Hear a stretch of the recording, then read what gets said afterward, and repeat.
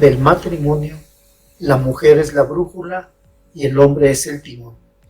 Bien, ese es el panorama general, uno de los objetivos que tenemos como seres humanos conviviendo en pareja, cuál sería la función específica de cada uno de ellos. La mujer la brújula y el hombre el timón. Los dos son importantes, los dos son necesarios, porque uno sin el otro pues no pudiera llegar a ese puerto, a esa orgía del cosmos, de la mitología grecolatina. ¿Sí? En esa trilogía planetaria cósmica grecolatina, que representa el espacio, el tiempo y la materia, y están representadas por la divinidad de Urano, Saturno y Júpiter. ¿Sí? Es el cielo, es Cronos y es Zeus, respectivamente. Esos son los tres grandes dioses que son los que están al frente de toda esa divinidad mitológica planetaria para nosotros. ¿Sí? Entonces hay que considerar esto. Y así empieza este mito.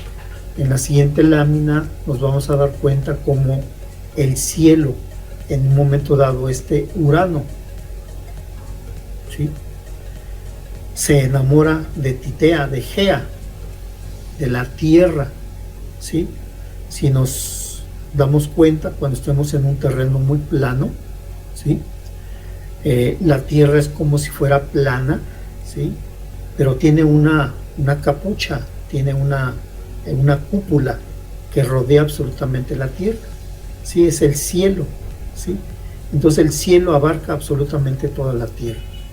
Y el cielo, viendo esa posibilidad de unirse con la tierra, ¿verdad?, engendra múltiples dioses.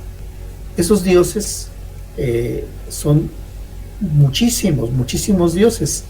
En la lámina siguiente nos vamos a dar cuenta de cómo este cielo y esta Gea, Urano y la Tierra, engendraron tanta cantidad de dioses, ¿verdad?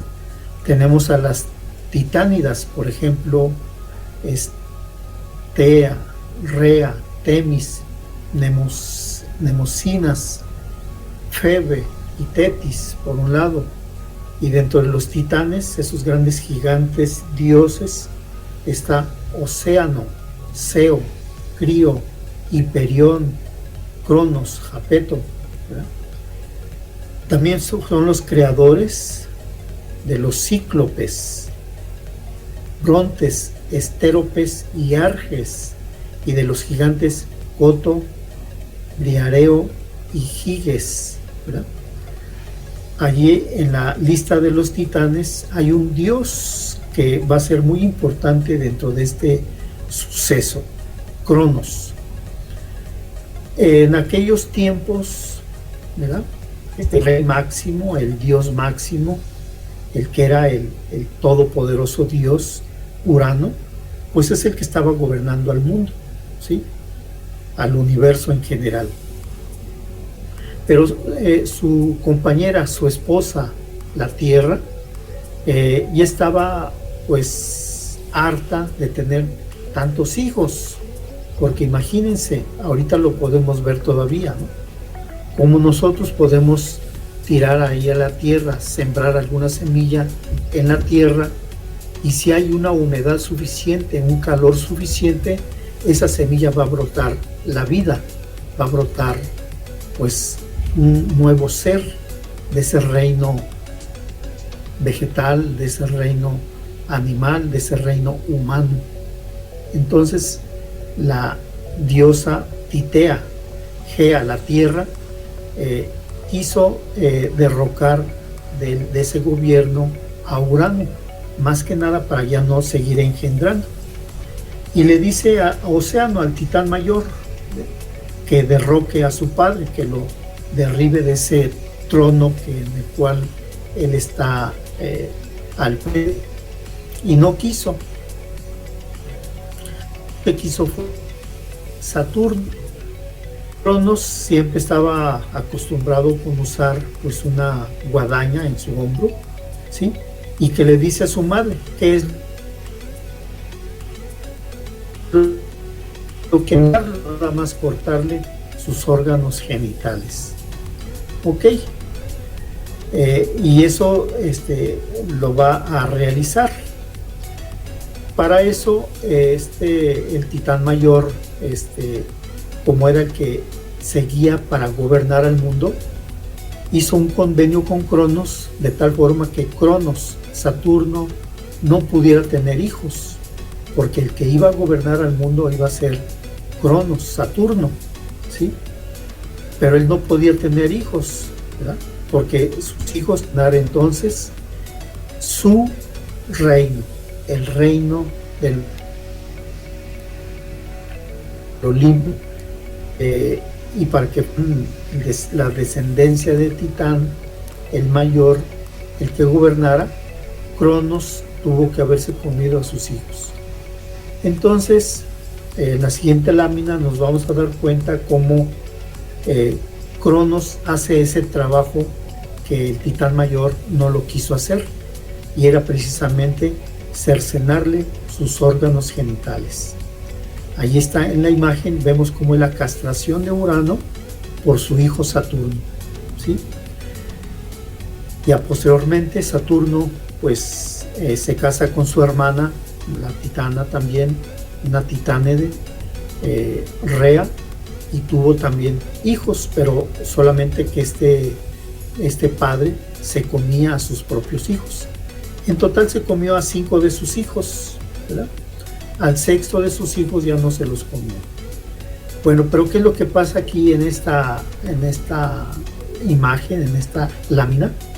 Nos estamos dando cuenta que de esa castración que realiza Saturno a Urano, ese producto de la sangre y del semen, es de donde se produce la espuma del mar, ¿sí? Esa espuma blanquecina, esa espuma que sale por el oleaje al golpear el oleaje en las piedras del mar, en la playa, ¿verdad? Es producto de esta castración. Bueno, es simbólico, no vayan a creer que es así al pie de la letra, ¿ok? Entonces, en la siguiente lámina nos vamos a dar cuenta cómo Saturno con su esposa Rea tuvo algunos hijos. A comerse o a tragarse Saturno, ¿verdad? Pues segundo, digamos, gobernante del mundo, ¿sí? Llegó a tener a Demeter, a Hades, a Hera, a Hestía, a Poseidón. A ellos sí se los comió. Y su madre, esta Rea o Cibeles, también llamada Ops, decidió pues que ya no se tragara a su sexto hijo, a Zeus. Entonces ella le da a él envuelto en una piedra, y Saturno, como no la masticaba a los hijos, simplemente se los tragaba, porque si nos damos cuenta, si es Cronos, que es el tiempo, ¿sí? Se traga fácilmente las horas, los segundos, y sin decir nada, simplemente se va tragando a sí mismo. Entonces, Cronos o Saturno no se tragó a Zeus Júpiter y fue enviado aquí a la Tierra, ¿sí? Aquí en la Tierra fue amamantado por la cabra Amaltea, ¿sí? La cabra Amaltea, esa cabra que sale ahí en el signo de Capricornio, esa es Amaltea. Ella fue la que amamantó a Júpiter el tiempo suficiente para que creciera como un gran dios que posteriormente sería Júpiter. En la siguiente lámina entonces nos estaremos dando cuenta cómo está Cronos devorándose a sus hijos, ¿verdad? Y al lado derecho de esta diapositiva nos damos cuenta cómo es engañado y le da una piedra envuelta, a Júpiter, aparentemente sea Júpiter, y Saturno, sin darse cuenta, se lo tragó. ¿Cuál era la función entonces de Júpiter? La función de Júpiter era permanecer aquí en la Tierra y dado que sus llantos, sus gritos de un niño Dios, ¿verdad?, de un Dios de esta naturaleza, son muy estridentes y se alcanzaría a escuchar hasta el Olimpo, entonces acá los mortales, ¿verdad?, inventaron o crearon esos sonidos metálicos, esos instrumentos metálicos para que fueran cuando llorara este niño, cuando era niño Zeus Júpiter, ¿verdad? Y así los címbalos, los cuencos, las campanas, los platillos, etcétera, todo lo que generara así fuerte, superior al del dios cuando era niño, para que este Saturno no se diera cuenta que había un hijo de él acá en la Tierra.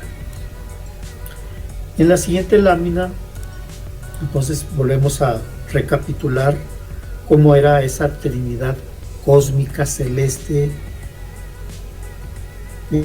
de aquellos tiempos. En segundo término, en segundo plano, vamos a ver aquí a Zeus, a Poseidón y a Hades, esos hermanos que habían sido tragados por su padre, ¿verdad? Júpiter lo que hace para cuando ya fue mayor de edad y retorna al Olimpo, derroca a su padre Saturno, ¿verdad? Y para antes de mandarlo, de enviarlo aquí a la Tierra, lo que hace es darle un brebaje, una bebida especial para que vomitara a sus hermanos, ¿verdad? Ya sabemos cuántos hermanos eran. Era Demeter o Ceres, Hades o Plutón, Hera o Juno, Estía o Vesta y Poseidón y Neptuno, ¿verdad? Entonces los vomitó. Como fue el salvador de ellos, consideró únicamente a sus hermanos varones para gobernar al mundo. Zeus, por ser el que hizo esta obra, le tocó gobernar la tierra y los cielos, o sea, el elemento tierra y el elemento aire. A Poseidón le tocó reinar el agua, las aguas, los mares, los océanos, o sea que vienen siendo en nosotros, el alma, los sentimientos están gobernados por Poseidón, Neptuno. Y Hades se lo da del inframundo, o sea, los infiernos, el fuego, el calor, ¿sí? Entonces eso representa el espíritu, lo espiritual. Hades, Plutón. Por eso Plutón es el dios de la transformación, de la transmutación, porque no solamente es un trabajo superficial, realiza toda una formación del individuo cuando hay ciertos aspectos planetarios importantes de Plutón, ¿sí? Entonces ahí tenemos esos tres grandes dioses que surgieron en el cielo, ¿verdad? Hasta estas fechas, hasta estos momentos, están todavía como cogobernantes del mundo. Júpiter, Neptuno y Plutón. Pero pasa algo interesante, lo vamos a ver en la lámina siguiente. Habíamos dicho que cuando Saturno castró a su padre, de ese producto de la sangre y del semen, ¿verdad?, que se produce la espuma del mar, de ahí es donde nace Afrodita, Venus es la que nace de la espuma del mar. Hay varias versiones. Si ustedes empiezan a estudiar, por cierto, se los recomiendo, empiecen a estudiar la mitología grecolatina, porque es la mitología que está más cercana a este mundo occidental, aunque hay muchas mitologías en todos lados, muchos mitos, muchas leyendas, muchas fábulas que están todas empatadas, emparejadas. La fenicia, la Mesopotamia, la hindú, la china, incluso pues acá en América, la maya, la azteca, la tolteca, etcétera, que también habla de los dioses creadores del universo, creadores del mundo e incluso de la misma especie humana. Entonces los invito a que lean y se van a dar cuenta de cómo desde el punto de vista del cuento, de la leyenda, pues nos vamos a dar cuenta que es muy interesante pues ese cuento, esa película mental que estamos ahí visualizando. Entonces habrá varias versiones, y una de las versiones de que Afrodita, Venus, nace de la espuma del mar es precisamente esta, y ahí la vemos cómo está naciendo en nuestra concha marina del mar. En la siguiente lámina la vemos en un aspecto más moderno, ¿sí? Ahí estamos viendo a Venus cómo nace del mismísimo mar, ¿verdad? Ya vestida, ya de cierta edad. Entonces era y es una diosa sumamente hermosa, sumamente bonita, ¿verdad? Por algo representará la diosa del amor, de la belleza, de la gracia, del donaire, del buen gusto, del buen ser, ¿verdad? Como es Venus, esa Venus cariñosa, amorosa, ¿verdad? Y ahí la tenemos presente en esta diapositiva. Cuando nació, te puede decir que nació mucho antes que Júpiter, ¿verdad? Sí, porque primero de la espuma del mar nace Afrodita y tiempo después ya nacería Júpiter, ¿verdad? Pero vamos a suponer que Júpiter, pues ya lo sabía, ya había reconocido esto.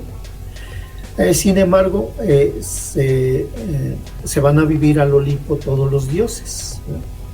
¿Sí? Todos los que puedan. Neptuno pues tiene que vivir en el mar, en el océano, ¿verdad? Plutón pues tiene que vivir aquí pues bajo tierra, en el infierno, ¿verdad? Pero la mayoría de los dioses siempre están allá conviviendo en el Olimpo. Y allá fue a dar Afrodita, Venus. Pero es una diosa sumamente bella, sumamente hermosa, una diosa que pues emanaba esa ternura, ese cariño, esa forma de ser tan amable, ¿verdad? Y ante los dioses, como que los dioses varones, pues había que, no sé, era muy atractiva como para hacer eso, porque Venus, su palabra clave es la atracción. Entonces era muy atractiva esta diosa, ¿sí? ¿Y qué va a hacer allá en el Olimpo, ¿verdad? En la siguiente lámina vamos a dar cuenta de cómo Júpiter y Juno, ¿verdad? Júpiter se casó con su hermana Juno, ¿verdad? Y ustedes sabrán que cuando una madre, ¿verdad?, tiene a sus hijos, pues normalmente pues es cariñosa, se contenta, le agrada, ¿no? Pero da la casualidad de que uno de sus hijos, desde Júpiter y Juno, es Vulcano o Hefestos, ¿sí? Este Vulcano, cuando nació, pues su madre lo vio tan feo, algo así parecido a lo que tenemos aquí en esta lámina del lado derecho, ¿verdad? Nació tan feo que le dio no sé qué a Juno, y lo aventó desde el Olimpo hasta la tierra, ¿verdad? Y le llaman algunos el dios cojo, porque cuando cayó aquí en la tierra, imagínense caer de miles de metros allá desde el cielo, desde el Olimpo, hacia la tierra, pues los mortales de aquellos tiempos que quisieron capturarlo, no lo lograron capturar bien, y cayó sobre un pie, pues molestándose su pierna. Entonces, pues aparte de feo, era, pues no estaba muy bien de sus extremidades inferiores, ¿verdad? Sin embargo, aquí entre nos, Vulcano, ¿sí?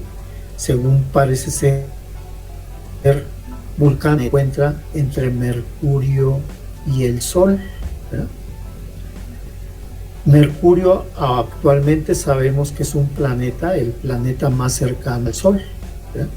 Sin embargo, algunos consideran que hay un planeta más, un planeta que existe entre Mercurio y el Sol. Incluso ya hasta le dan el nombre, le ponen por nombre Vulcano o Hefestos. Tal vez el que se le ocurrió poner ese nombre sabe algo de mitología y se da cuenta que Vulcano, ¿verdad?, trabaja la orfebrería, trabaja ahí la forja, ¿verdad?, el martillo, el yunque, ¿sí? Entonces, este dios, a pesar de que externamente sea feo o como lo quieran ver, sin embargo, es el orfebre del Olimpo, es el que mejor hace las cosas y es precisamente Vulcano, ¿sí? Entonces, en la lámina siguiente nos vamos a dar cuenta cómo Afrodita, Venus, ¿verdad?, que es una diosa sumamente bella y hermosa, ¿verdad? Júpiter dice: la única forma de que los dioses varones ya no se den tanta cuenta de ella, de su atractivo, es casándola. Y la casa precisamente con Vulcano, con Hefesto, que ahí lo vemos cómo está trabajando la forja, ¿verdad? Entonces era un dios externamente feo, ¿verdad?, por decirlo así, pero interiormente pues no era de esa forma, sino que está representado por hacer las cosas bien, ¿verdad? Es el orfebre de ahí, es el que realiza todas esas necesidades metálicas que requieren los dioses. Él las hace, él las realiza, como por ejemplo el escudo de Marte, las espadas, las lanzas, los rayos de Júpiter, el casco, etcétera, los petos, etcétera. Todo eso lo realiza Hefesto o Vulcano. Y ahí está esa unión de los dos. Por un lado, como dice por acá, hay un cuento actual que es La Bella y la Bestia. Pues bien, puede ser esa pareja la que representa eso. Digamos, la belleza de Afrodita, Venus, ¿verdad?, esa belleza que se muestra, que se magnifica, ¿verdad?, ante la presencia de los demás. Y por otro lado, Vulcano, en ese aspecto externo de fealdad, ¿verdad?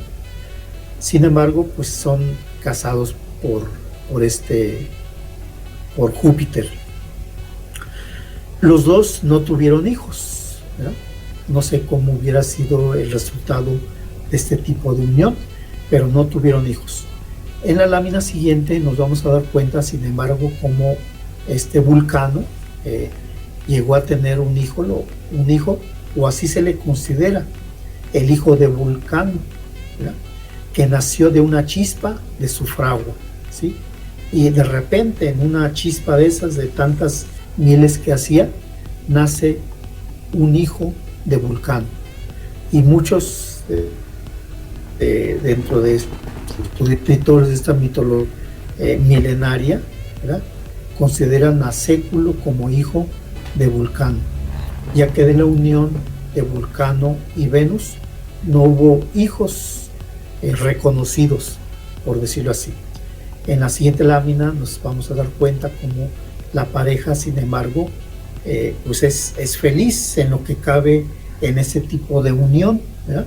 Del amor, de la belleza y de lo que es la unión familiar.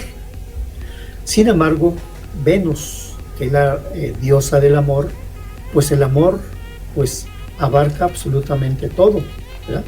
Y no solamente nos referimos a personas, ¿verdad? Sino puede uno estar enamorado de una obra de arte, de una pintura, de una escultura, de una poesía, ¿verdad? Puede uno enamorarse de un atardecer, de un amanecer, de un eclipse, etcétera, de un paisaje sumamente hermoso y bello.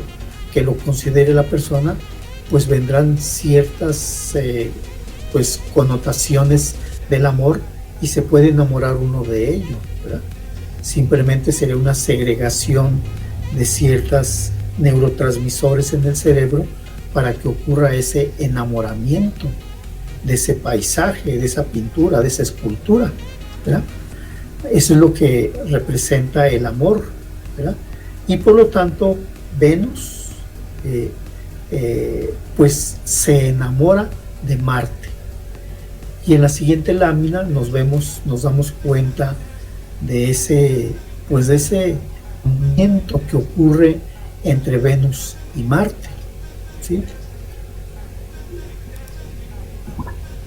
Por un lado, la gracia, el donaire, el buen gusto, el buen vestido, el buen hacer de Venus, y por otro lado, Marte con su presencia, sus vestiduras, su porte, su fortaleza, su vigor, su valentía, pues de ahí se enamora Venus de este Marte, de este dios, el valeroso, el llamado dios de la guerra, y llega a enamorarse de él, ¿verdad?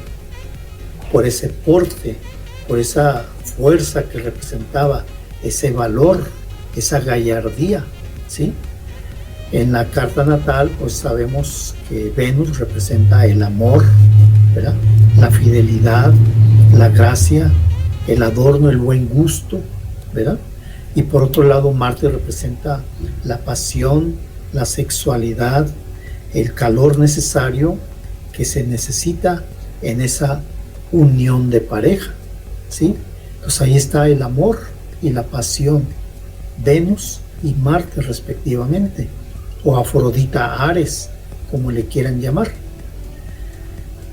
En la lámina siguiente nos damos cuenta de cómo esta relación que se tuvieron 3 hijos, pero hay toda una epopeya ahí en esta situación. Simplemente Venus se enamoró de Marte, y Marte, pues imagínense, ser un centro de atención de una diosa sumamente bella, pues como se dice por ahí, se dejó querer, ¿verdad? Entonces se dejó querer y se veían, se iban a platicar pues ahí en la casa de ella. Vulcano no se había enterado de esa situación, porque Vulcano pues se iba a trabajar ahí en la forja, ahí en su taller, quitado de la pena, ¿verdad? Pero Marte lo que hacía era colocar a su amigo, un amigo de él, ¿verdad? Para que vigilara ahí los movimientos que pudiera ocurrir cuando él estaba platicando con Venus ahí en su casa de ella, ¿verdad? Entonces, en una ocasión, pues fue tanta la intensidad de esa plática de Venus y de Marte, que pues estuvieron platicando toda la noche.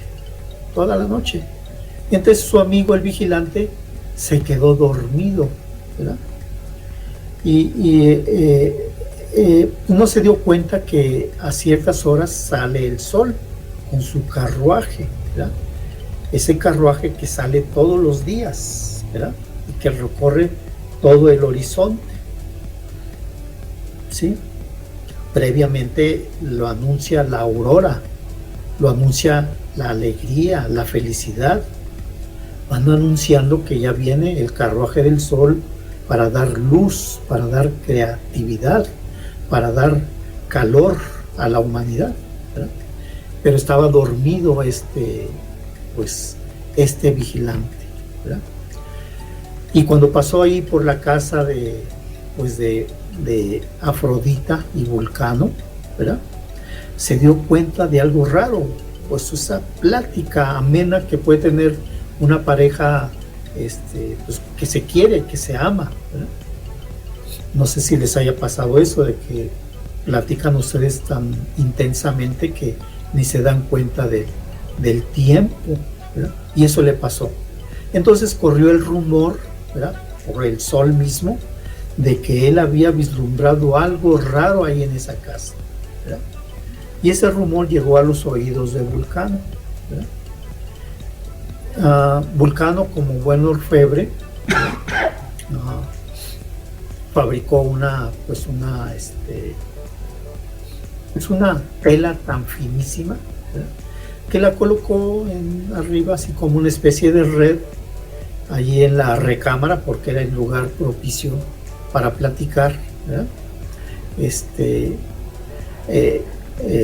Para cuando fuera a platicar Venus y Marte, pues él pudiera hacer algo y atraparlos en esa plática amorosa que tuvieran. Como Marte se enteró también de ese rumor, a su amigo, al vigilante, lo convirtió en gallo, ¿verdad? Entonces el gallo, por eso anuncia, antes de que salga el sol, anuncia a los amantes, a los amorosos, de que ahí viene el sol, ¿verdad?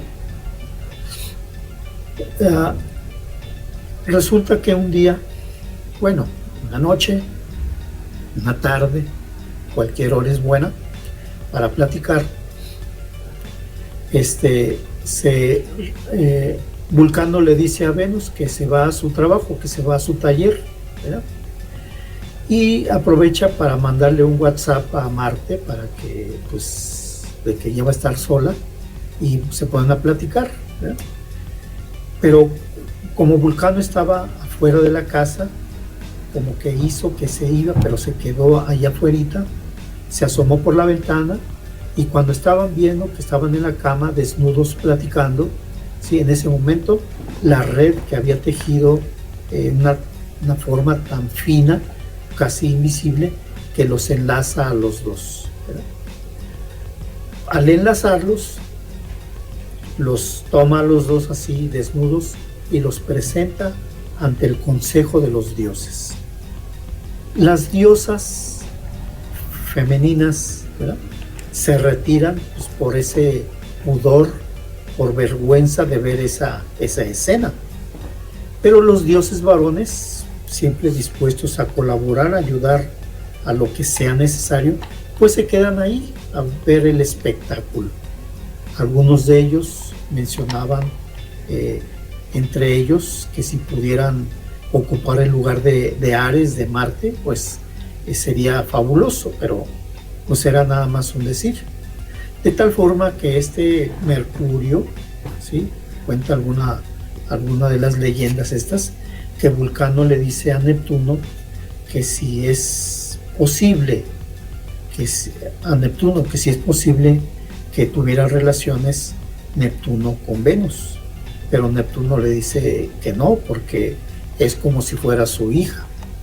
Sin embargo, habrá algunas relaciones de pareja donde uno de los dos, el hombre y la mujer, o la mujer, pudiera tener una diferencia de edad de 20, 30, 40, 50 años o más de diferencia entre ellos. Pues allí el anciano o la anciana, ¿verdad?, el que tenga la mayor edad, ¿verdad?, en tiempo, ¿no?, pues la que va a representar Neptuno dentro de esa unión, ¿verdad? Y en eso estaba cuando Neptuno le regresa la pregunta a Mercurio, a Hermes Mercurio, y le dice: ¿a ti te gustaría tener relaciones con ella? Y dicen: por mi hermana. Entonces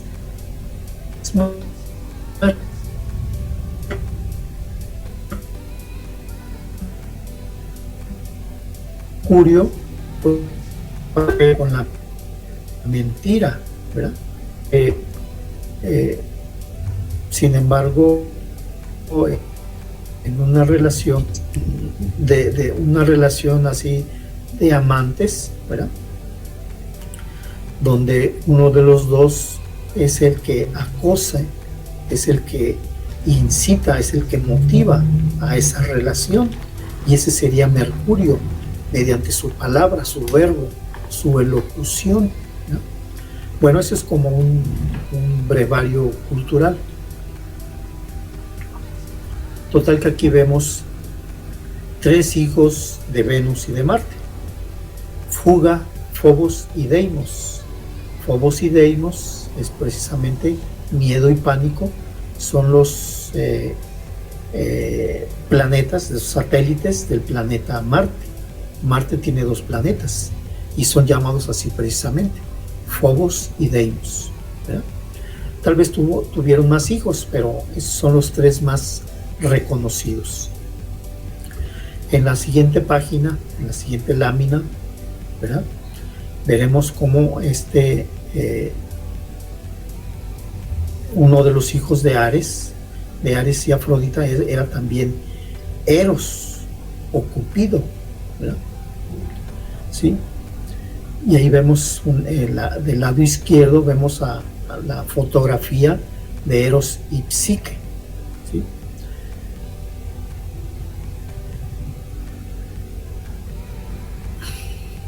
Hay toda una leyenda, todo un mito de esta Psique, ¿verdad?, que pues a ver si la recuerdo bien, ¿verdad? Se trata de lo siguiente: Eros pues era un dios sumamente bello, ¿verdad?, hermoso, ¿verdad? De ahí que represente también ese erotismo, esa facilidad para enamorar, ¿verdad?, a través del erotismo, ¿verdad? Pues había 3 hermanas, ¿verdad?, 3 hermanas. Una de esas 3 hermanas era Psique, ¿verdad? Y se iban Eros se iba a una caverna, a una cueva, ¿verdad?, a esperar a Psique, ¿verdad?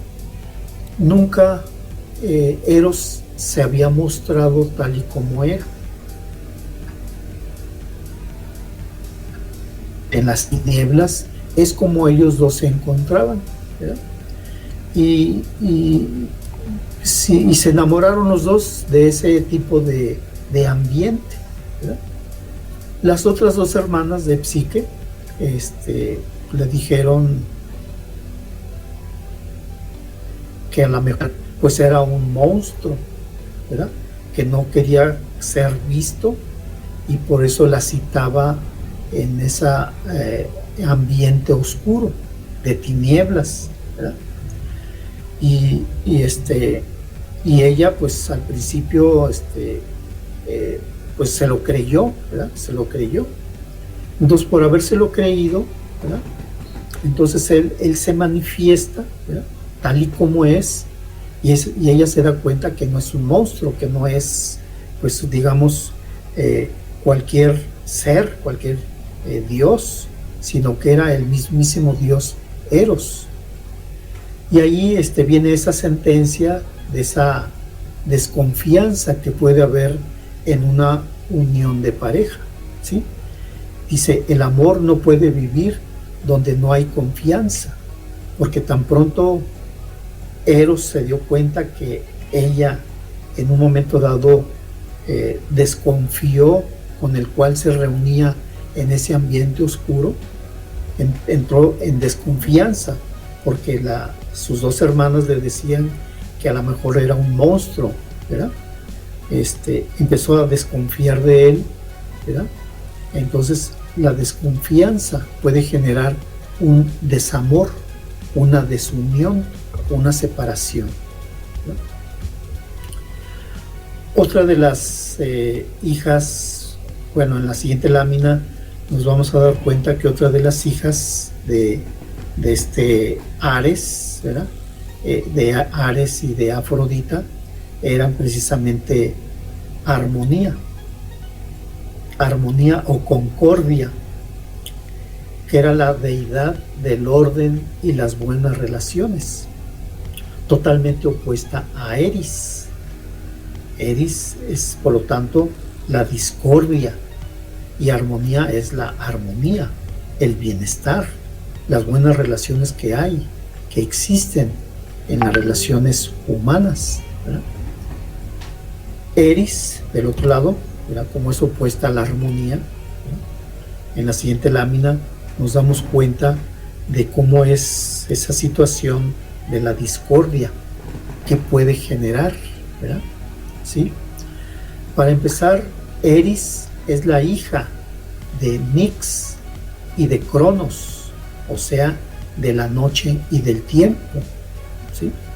Entonces, esos momentos en los cuales está uno, pues ahora sí que confinado, que está en un lugar oscuro, que se siente solo, que se siente aislado, que se siente separado de los demás, pues puede provocar esa discordia y generar hijos.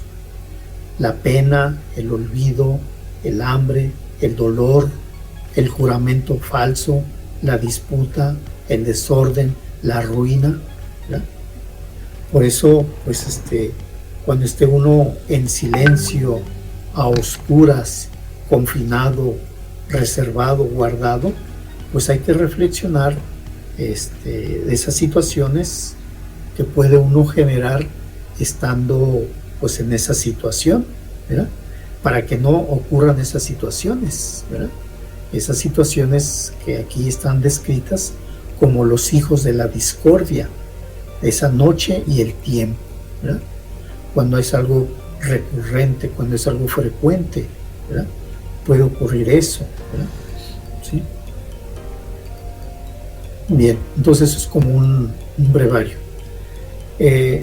Adelante, en la siguiente lámina, pues vamos a ver cómo, sin embargo, a pesar de que Neptuno había negado a poder tener una relación con Venus, sin embargo, sí tuvo una relación con Venus, ¿verdad? Este Neptuno era el dios de las aguas, ¿verdad? Sin embargo, era sumamente tímido, sumamente introvertido, ¿verdad? Y para esas cuestiones del amor, pues tenía que tener un ayudante, alguien que le dijera a la otra persona, mira, conviene porque él es un dios, porque él tiene esto, tiene este poder, tiene estas virtudes, ¿verdad? Algo así como un mensajero, ¿verdad? Entre sus mensajeros pues estaban los caballitos del mar, por ejemplo, ¿sí? Entonces Neptuno no es fácilmente, puede ser atrapado, mejor dicho, él tiene las buenas intenciones, ¿verdad? Pero para realizar la unión, para concretizarla, se necesita un empuje, alguien que le sugiera, que le indique, ¿verdad?, que dé el siguiente paso de ese amor que se pretende, ¿verdad? Entonces Neptuno pues es difícil en el amor, es lo que representa ese amor platónico, ¿sí? Ese amor que puede ser pasajero, que puede ser por alguna circunstancia a la distancia, ¿no?, pero que no se concretiza así directamente con una cercanía, con unas palabras, sino simplemente queda el amor en esa persona, ¿verdad? Se queda incluso el enamoramiento permanentemente, ¿verdad?, hacia esa persona, hacia esa entidad del otro lado, ¿no?, pero que no logra atreverse a declararse, se queda simplemente en esa situación de amor platónico. Afortunadamente en esa relación pues no tuvieron hijos, ¿verdad? Sin embargo existió. En la siguiente lámina pues vamos a ver también cómo el otro dios, Mercurio, que Mercurio fue el primero que le dijo, ¿te gustaría tener relaciones con Venus? Y Neptuno dijo que no, ¿verdad? Y Mercurio también dijo que no, pero sin embargo sí tuvieron relaciones los dos, ¿verdad? Este Hermes y Afrodita, ¿verdad?, como lo podemos ver en la siguiente lámina, o Venus, Mercurio, o Hermes, Afrodita, que es lo mismo, Venus y Mercurio en la mitología latina y Hermes, Afrodita en la mitología griega. Entonces en la siguiente lámina nos vamos a dar cuenta ahí de Hermes y Afrodita, de esa unión resultante que ocurrió,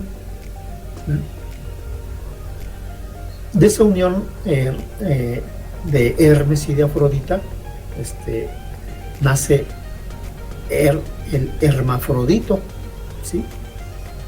Entonces hermafrodito es el producto de la unión de Hermes y Afrodita, hermafrodito, ¿verdad?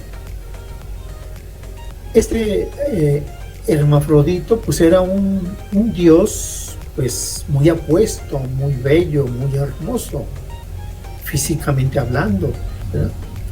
Y en tiempos de calor pues hay que refrescarse, ¿verdad? Entonces pasando ahí por un bosque muy agradable, había un riachuelo, una corriente de agua, y él se desnudó completamente y se metió al agua, ¿verdad?, a nadar en ese lago refrescante. Pero pues una ninfa de ese lugar, una hija precisamente de Neptuno, ¿verdad? Ahí estaba ella, pero él no la había visto. Entonces ella se le acercó a él, ¿verdad?, se acercó a él para conquistarlo, pero él no quería, ¿verdad?, que no quería saber nada de esta náyade. Entonces cada vez que se acercaba ella hacia él se alejaba, ¿verdad? Pero en un momento dado la ninfa no cejó de su empeño, ¿verdad?, y en un momento dado se abrazó fuertemente a él, ¿sí? Como ella era la dueña de ese lago, ¿ya?, lo arrastró hasta el fondo del lago, lo arrastró. Y en ese tiempo pues estaba acostumbrado uno a pedir a los dioses, a implorar a los dioses, ¿verdad? Y ella imploró, suplicó a los dioses que no se separaran jamás esos cuerpos. Ella abrazando fuertemente a Hermafrodito, ¿sí? Y incluso hasta le llegó a decir: te debates en vano, hombre cruel. Dioses, hacer que nada pueda jamás separarlo de mí, ni separarme de él. Eso lo vemos en la siguiente lámina. En la siguiente lámina es cuando le dice eso, esa súplica que hace náyade a los dioses, que no los separen. Y los dioses, pues ni tarde ni temprano, atienden esa súplica, ¿sí?, y le conceden su deseo. Hasta el momento ambos cuerpos de mujer, relación del hermafroditismo, ¿verdad?, de esa unión tan fuerte que puede existir entre una pareja. Puede ser tan fuerte, el apego material, el apego sentimental, el apego emocional puede ser tan fuerte.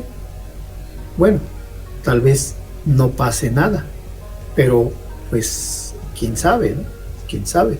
Por algo suceden las cosas aquí en el plano terrestre, ¿verdad?, en el plano humano, ¿verdad? En el plano humano pues hay muchas situaciones de este tipo, ¿verdad?, y sabemos que son efectos de causas generadas anteriormente. Esta mitología pues, que a lo mejor pues es en forma de leyenda, forma de cuento, pero pues puede tener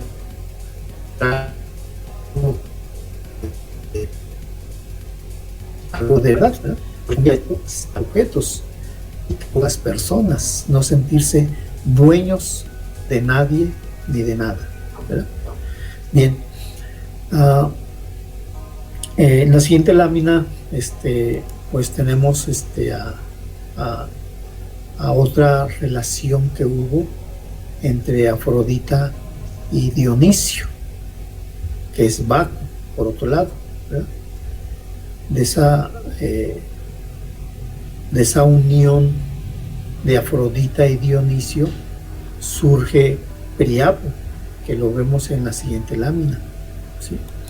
Es un hombre, un ser masculino, ¿sí? Cuyo órgano viril es desproporcionado, ¿verdad? Entre paréntesis, Dionisio se le llama el nacido dos veces, porque pues Juno se dio cuenta que Zeus, su marido, su esposo, se unió con Semele, ¿verdad? Y sacó del vientre de Semele al futuro Priapo y lo cosió en un muslo, ¿verdad?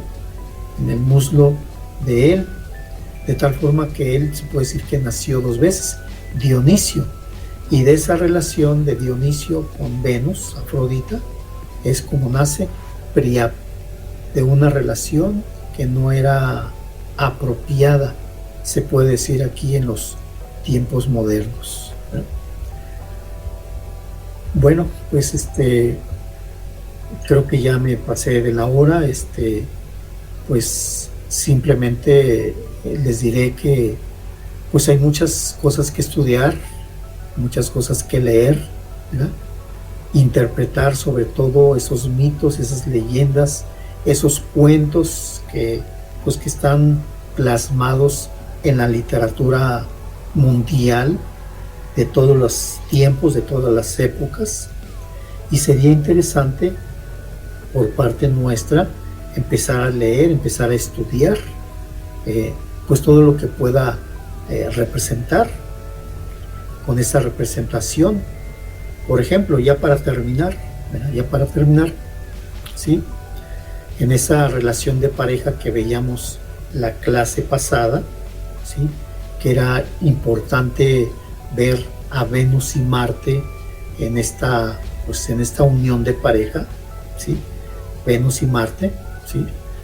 Antes de cualquier cosa, pues sería útil, sería muy necesario ver la carta natal de él y la carta natal de ella, antes de cualquier otra cosa, ¿verdad? Por algo, el maestro Estrada, del cual hablamos hace rato, en esa sentencia que decía: en los mares de la realización celeste del matrimonio, la mujer es la brújula y el hombre es el timón. Él nos decía hace casi 50 años, me acuerdo que nos decía, éramos jóvenes algunos de nosotros, decía: antes de que ustedes se vayan a casar, vean la carta natal de su pareja, a ver si les conviene, ¿verdad? Entonces, pues eso es algo que se recomienda. Y ahora con los estudios que hemos realizado, nos damos cuenta que Venus y Marte son importantes en la carta natal. Venus porque representa el amor, con esos chispazos que hubo inicialmente del enamoramiento, tanto de él como de ella, ¿verdad? ¿Sí? Y Marte es el que va a poner las ganas, el esfuerzo, la lucha, el deseo, el calor, el ardor, la pasión. Entonces Venus y Marte son muy importantes en la relación de pareja, ¿verdad? Ya posteriormente, en otra etapa de su vida, ya cuando tengan 20 años de casados, 30, 50 años de casados o más, tal vez sea el Sol y la Luna, ¿sí? Es una relación de otro tipo, no tan materialista, no tan tendiendo hacia la sexualidad, sino de otro nivel más elevado. Entonces ahí se ve esa unión espiritual, por decirlo así, entre lo que es el Sol y lo que es la luna. A lo que voy es que, ya para terminar, dice, en la carta natal de un hombre, Venus indica el tipo de mujer que le atrae, las cosas que valora y lo que le gusta físicamente. En otras palabras, su mujer ideal y el objeto de sus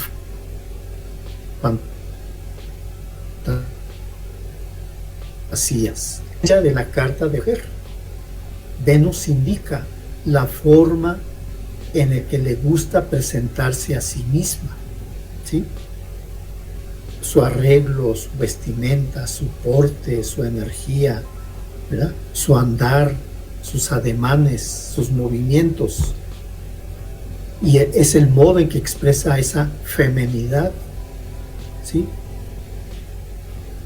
Entonces, en ambas cartas, Venus muestra la capacidad para intimar,